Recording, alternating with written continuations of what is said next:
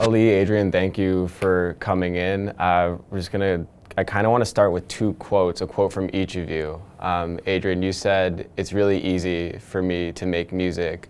And Ali, you had once said, "I make music that unites people, that unites the masses." How do you two feel like you've been able to accomplish both of these things on the soundtrack for Luke Cage?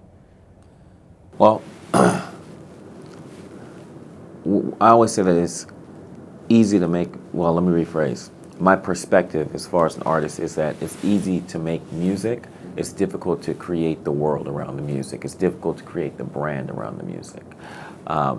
And to answer the question as to how I find ease in making music, I mean, we do this every day, every single day, you know? So every single day, you have some sort of divine inspiration to go on some kind of journey every single day, every minute of the day.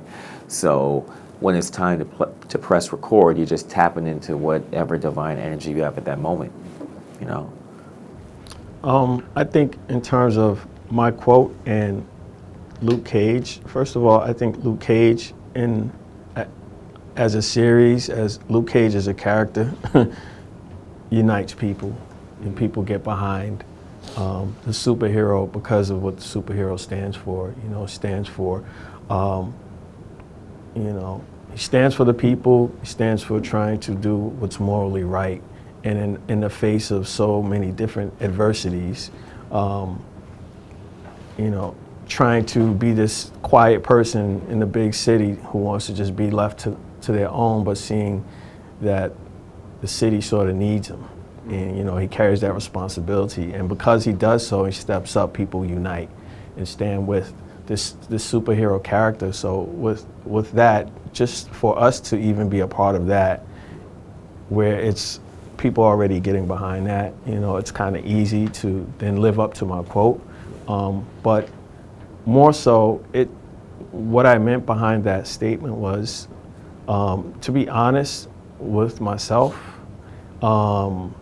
And to make sure that, I'm very aware that this music will outlive me.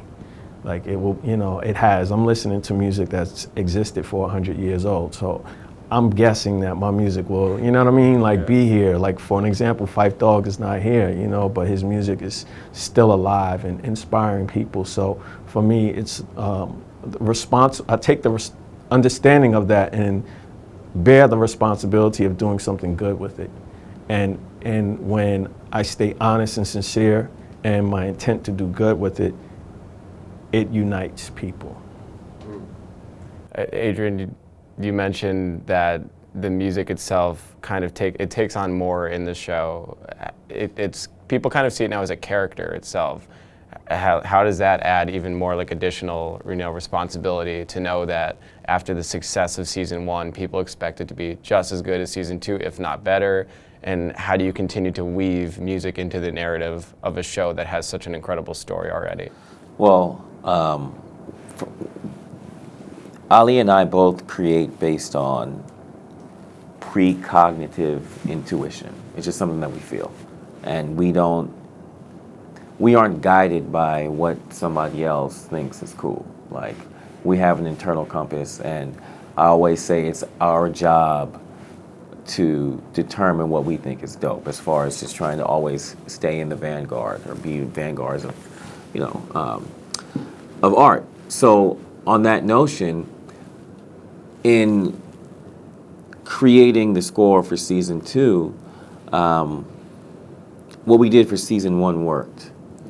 And we wanted to continue to just push that envelope, push what we felt. And in pushing that envelope, we worked a lot with Cheo Coker, the showrunner, and he would just give us guidance and say, oh, go this way or go that way. And then we would say, okay, if we're going that way, let's even go further this way or go further that way, And we just always rely on our intuition, because when artists rely more on people outside of just being themselves, they start losing something.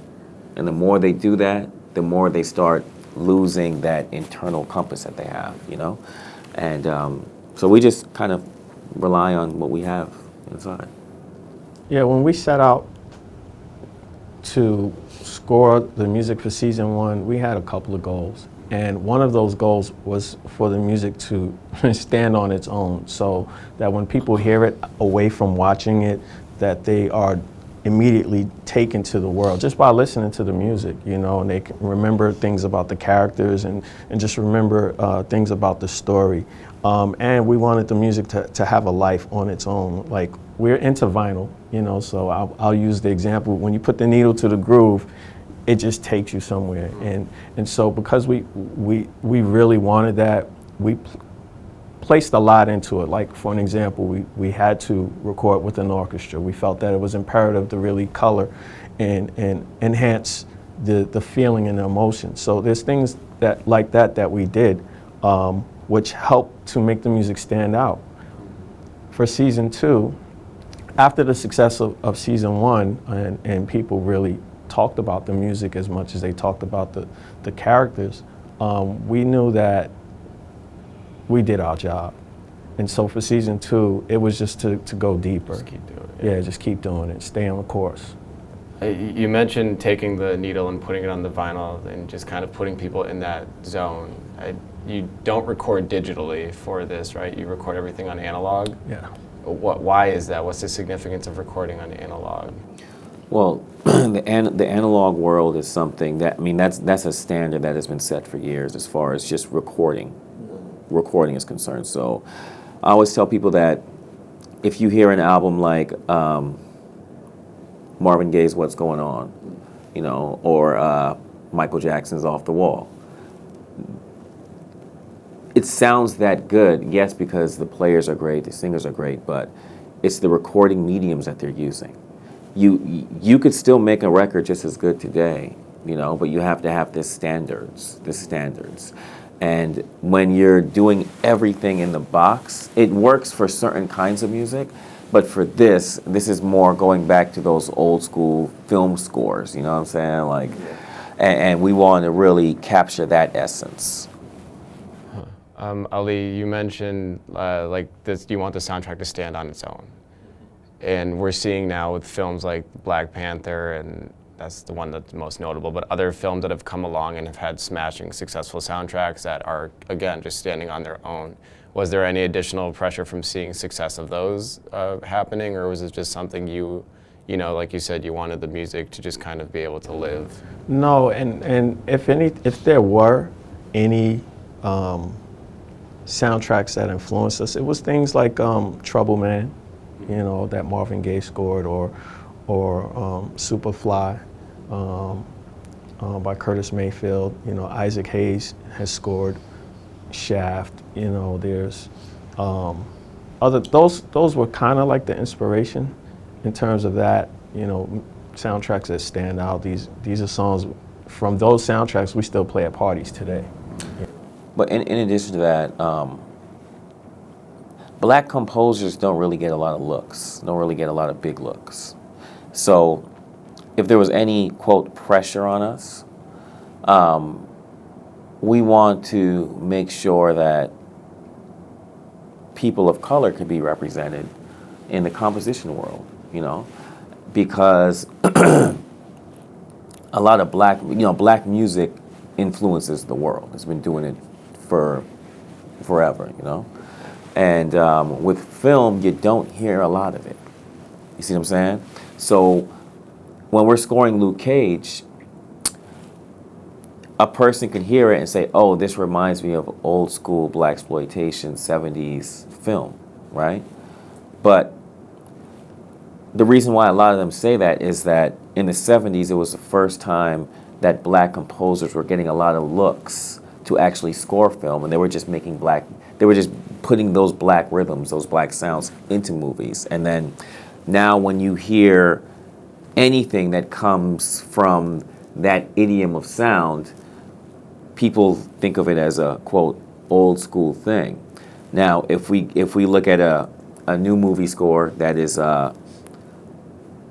something like an old John Williams score or something, they don't look at this old school. You see what I'm saying? But if you do something black with live instruments, it's kind of old school. So what we're trying to do is push that creative continuum and just bring that soul, bring that syncopation into the world of scoring. And we felt pressure from the standpoint that we just want to make sure that there's a light that is shined on not just us, but other black composers that are doing, creative things. Exposure in itself, it's on the show is a Netflix original, so that access to that audience, this is obviously being shared, and the success, the numbers have taken it, outside of the black community and into homes across the country of mixed races, whites, everyone. So you're kind of in a way exposing that to a lot of families, a lot of households. How does that feel for the two of you? Well, I'll just say this, that hip hop, is the foundation of our scoring, and from a couple of places, from the current era and sound, but more so from what is considered classic or golden era hip hop, and the source material that those songs were created and sampled from. So there's that aspect of it. But even more so, what was the question again? I'm sorry. Just the access to every household across the country. So hip hop in this stage is probably the most impressionable art form that's come from America since jazz, since R&B. And I'm pretty sure Jay-Z, Kendrick Lamar, A$AP Rocky are playing in households in middle America, the southern parts of America, to the north, to the east, to the west. So we've been making an impression for a minute, so with regards to what we do with the score, we're pretty much at home. Marvel definitely has a reach, a global reach that gets into a lot of areas where maybe other genres or other artists or people may not be able to. So it's really good to be in that, Marvel and Netflix arena. But just hip hop, and I have to speak on it to give credit to it. It's massive, and I think it's great that Marvel and Netflix understand that and has given their channels to support, what's already, what the rest of America, what we know. We know our voice is important. We know what we do when we make, when we come styled up, it matters. It rolls out, people look at that and they want to copy that style. When you hear a rapper or a beat, it makes that little kid in Wisconsin, I don't care if they're Korean, white, Mexican, black, it matters, so we come from that. So we just doing what we do. You alluded to artists such as Jay-Z and Kendrick, both artists that you've worked with, and obviously your success with Tribe Called Quest. Is there anything from working with those groups of artists that you use to put into the show, or is this different in that sense as far as the creation process goes?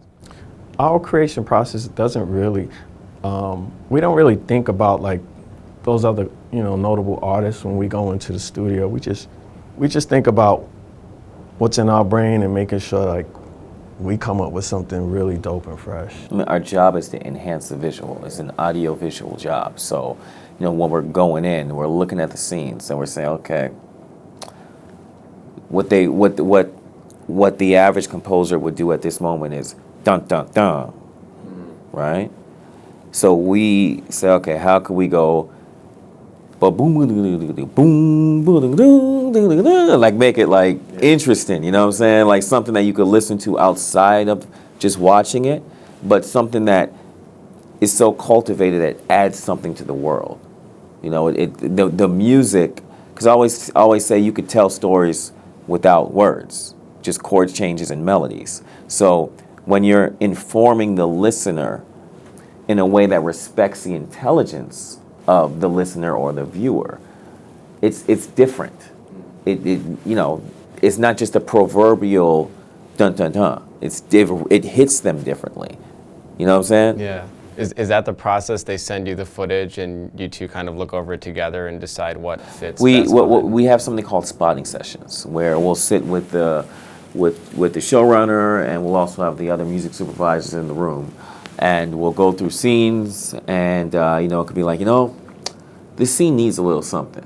All right, we'll do something there. Or this scene, we want this to pick up. We want it to move a little faster. Let's add some music here. You know, so we watch it together. There's notes, then we leave, and then we do our thing and give it back to them, and they say if they want changes or if they want to just keep it like that. So you do that for 13 episodes, and the turnaround is you might have, you know, 4 days to turn around an hour-long episode. So it's a lot. When you're dealing with television, it's boom, boom, boom, boom, boom. Because they have deadlines, and we have to meet these deadlines. It's not just like doing one film where the time is a lot more spread out. It's at the same, that process, so you guys, like, I mean, at this point, second time going through it, you must be used to it at this point, right? Yeah, and I mean, Adrian and I have been working together since 2013, so we really understand one another, and one of the reasons why we hit it off so well from the jump was because we both play instruments.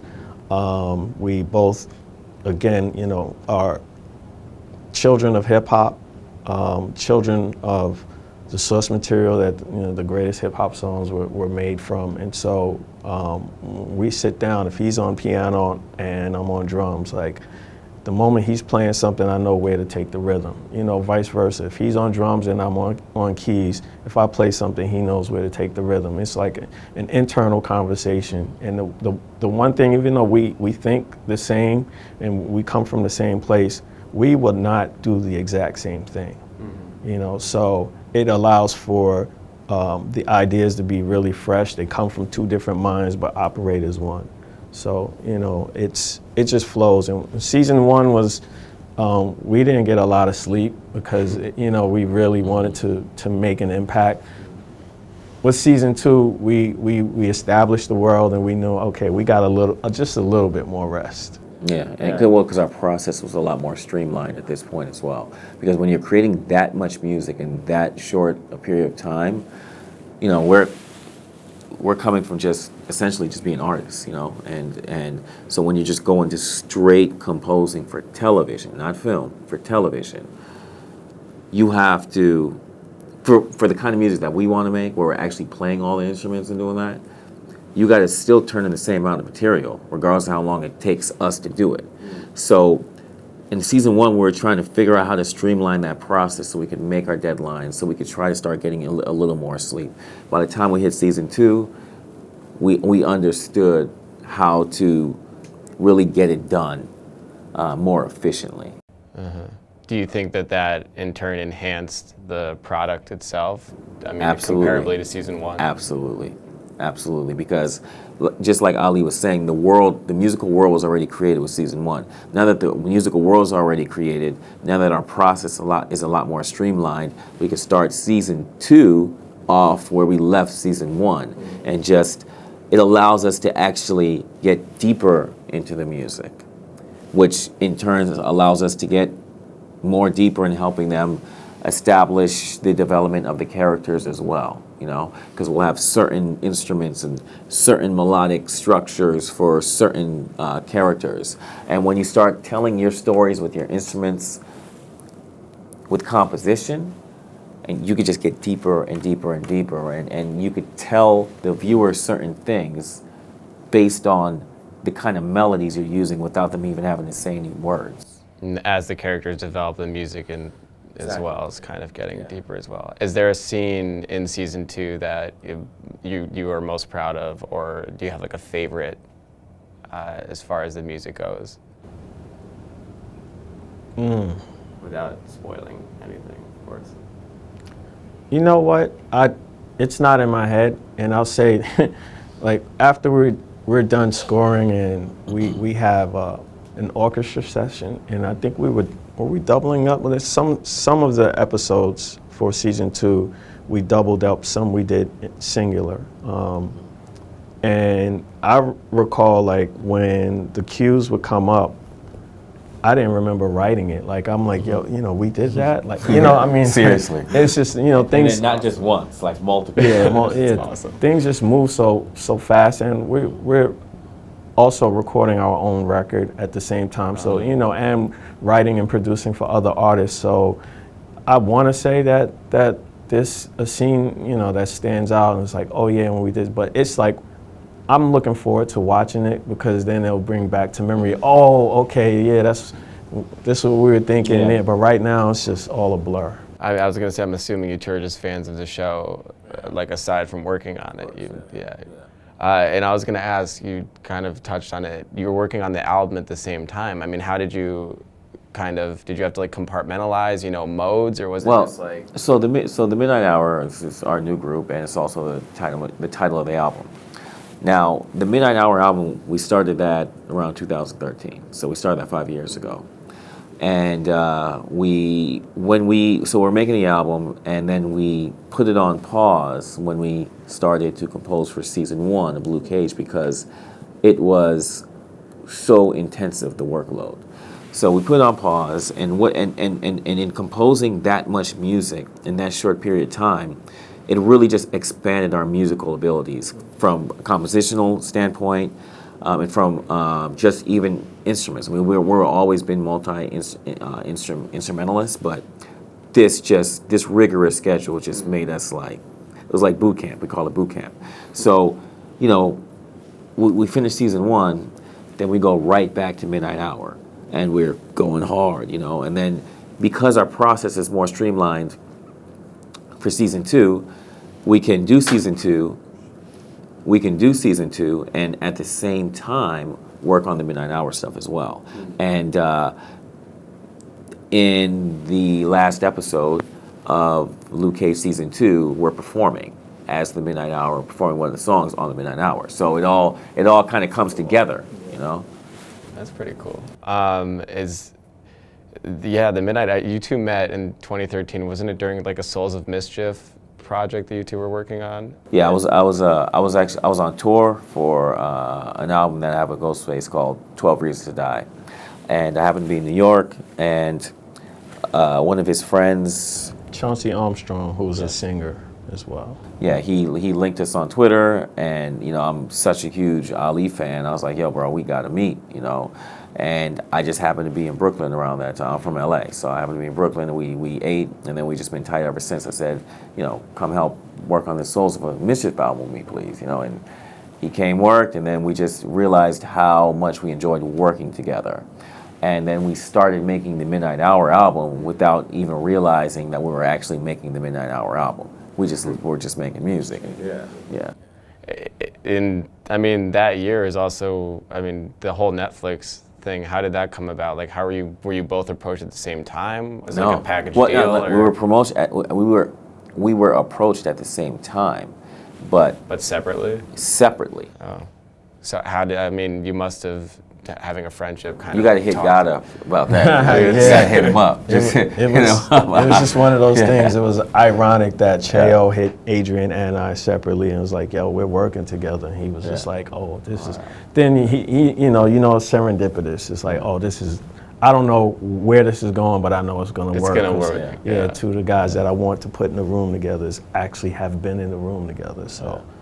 And, I mean, pulling those perspectives from like the West Coast and your experience, have you found just like new sounds or, you know, improving on each other's work just from being in the same room? I mean, well, just like Ali said, we're like each other, but we would never do the same things. So we're better together than we are individually because we can work quicker and we can expand upon musical concepts quicker. You see what I'm saying? We could get deeper in so many areas because we learned about music from being DJs, and then our careers as musicians started with us sampling records. So when you're going through so many records, and then you're trying to find the illest sample here, and you're trying to go through these records from Argentina to Mexico to Cuba to Detroit, you're creating so many different sounds and styles in your head that when you're doing this for years, and then you come together with somebody else that's doing the same thing, but somebody else that, collective library. because of listening to all that music, because of understanding the breaks perspective, that vantage point that hip hop taught us, is now making music with instruments based on what they learned from these. Like when y'all, it's as if you guys were being bred, or let me rephrase, it's as if we were being bred to come together at this time to make something new. You see what I'm saying? Because we were doing the same kinds of things. He was doing it on a way higher level than I was, you know, especially just being part of the tribe and everything from such a young age. But we came together to make each other better, to make things better. And you could hear that as far as the scoring in Luke Cage, because before Luke Cage, I scored something called Black Dynamite. So you hear Luke Cage, you hear a major progression in sound and composition than Black Dynamite, which was released in 2009. So, you know, things happen for a reason. We can't really explain it, but It just, It yeah, works. I think, I mean, just the fact that, yeah, it hit you up and you guys just kind of came together on, that's incredible. my name's Adrian Younge, I'm Ali Shaheed Muhammad, and we are the Midnight Hour, chilling at, Hot 97. and we're here to talk about Luke Cage. Yeah. What do they need to see?